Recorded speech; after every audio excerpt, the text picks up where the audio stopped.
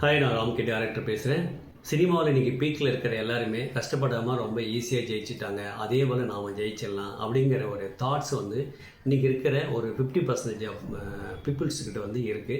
ஒரு 40% பீப்புள்ஸ் வந்து ரொம்ப தெளிவாக இருக்காங்க. ஒரு தொழிலை முறையாக கற்றுக்கிட்டு அதுக்கப்புறம் அந்த தொழிலை நம்ம செய்யும்போது தான் லாபகரமாக சக்ஸஸை கொடுக்க முடியுன்றதுல தெளிவாக இருக்காங்க. ஆனால் ஒரு 50% வந்து எப்படி இருக்காங்க அப்படின்னா, ஒரு யூடியூப்பை பார்த்தோம், ஒரு இன்ஸ்டாகிராம் பார்த்தோம், இல்லை ஏதோ ஒரு புக்கை படித்தோம், அவ்வளோதான். அந்த நாலேஜை வச்சுக்கிட்டு நாம் வந்து படம் பண்ணிடணும், சினிமாவில் வந்து ஜெயிச்சு பெரிய ஆள் ஆகிடணும் அப்படிங்கிற தாட்ஸ் வந்து நிறைய பேர்ட்டு இருக்குது. நம்ம இன்ஸ்டியூட்டுக்காக விளம்பரம் கொடுக்கும்போது தமிழ்நாடு முழுக்க இருந்து நிறைய பசங்க பேசுவாங்கள்ல, அவங்கக்கிட்ட பேசும்போது அவங்கக்கிட்ட இருந்து கிடைச்ச தகவல் தான் இப்போ நான் அவங்ககிட்ட சொல்லிக்கிட்டு இருக்கேன். சினிமா ரொம்ப ஈஸி தான், யார் ஒன்றாலும் வரலாம், யார் வேணாலும் ஜெயிக்கலாம். அந்த தொழிலை கற்றுக்கிட்டோம்னா இன்னும் ரொம்ப ஈஸி. எதுவுமே கற்றுக்காம தெரிஞ்சுக்காமல் நம்ம எங்கேயாவது ஒரு ஊரில் இருந்துக்கிட்டு நமக்கு தெரிஞ்சதை ஒரு படமாக எடுத்துக்கிட்டு நம்ம சென்னைக்கு வந்தோம் அப்படின்னா வியாபாரத்தில் தோத்துடுது. லாங் டைம் சினிமாவில் இருக்கணும், ஜெயிக்கணும் அப்படின்னு நினைங்க.